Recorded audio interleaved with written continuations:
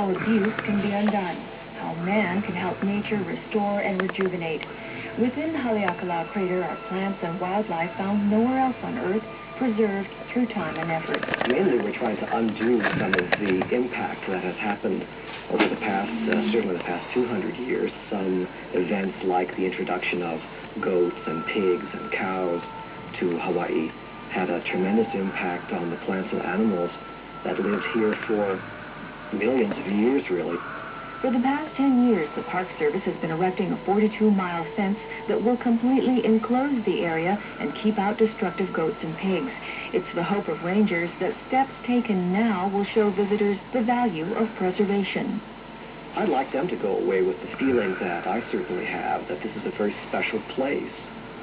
And I don't think you can be here for more than about 10 minutes before you realize that it is a special place. I'd like them also to realize that it's a place that's a little bit in danger, and it's possible for us to lose this wonderful place or aspects of it. I want them to feel like they want to help protect it and save it for those that will follow us. With the goats gone, that portends a comeback of the ahina-hina, the silver sword.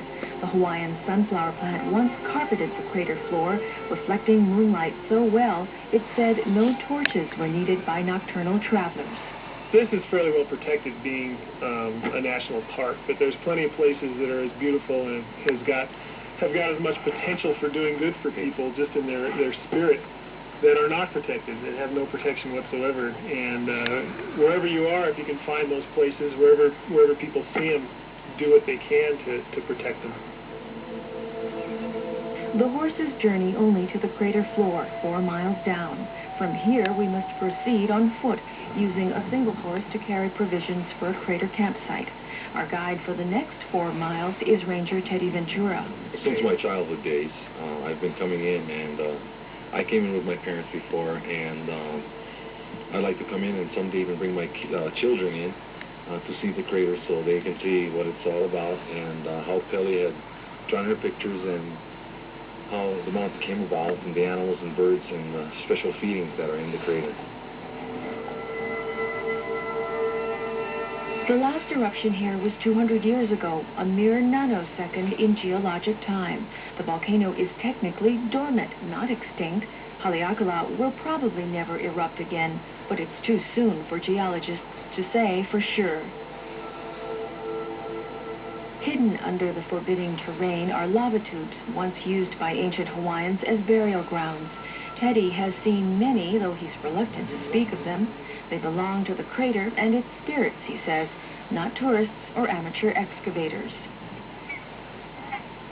Between the twin towers of Lele'ivipali and Hanakauhi, the maker of mist, we set up camp, above the clouds, under the stars.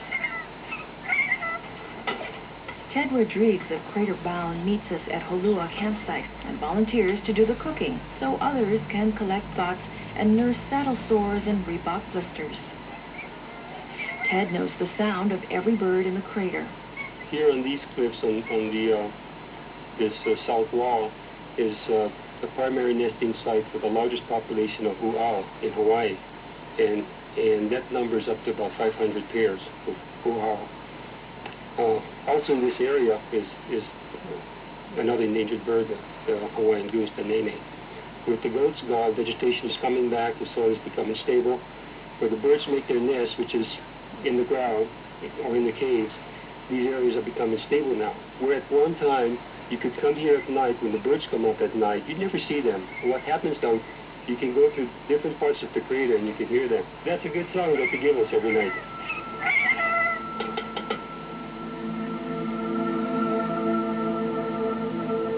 At 9,000 feet above sea level, night comes quickly. The maker of mists begins her work, and soon the sunlight is swallowed by fog.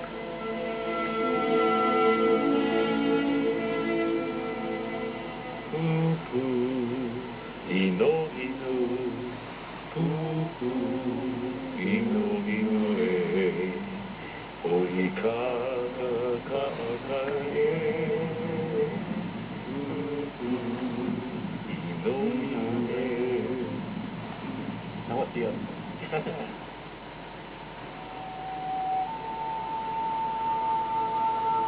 Far above civilization, Haleakala is virtually silent, except for the Nene, who issue the gentlest of wake-up calls.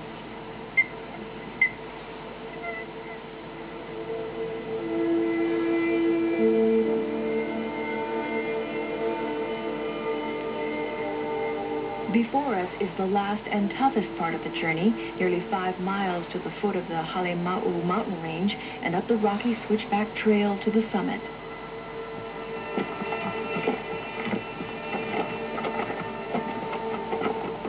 The greater adventure is not for everyone, but to those who make the effort, Haleakala reveals ancient mysteries and shares moments of exquisite beauty.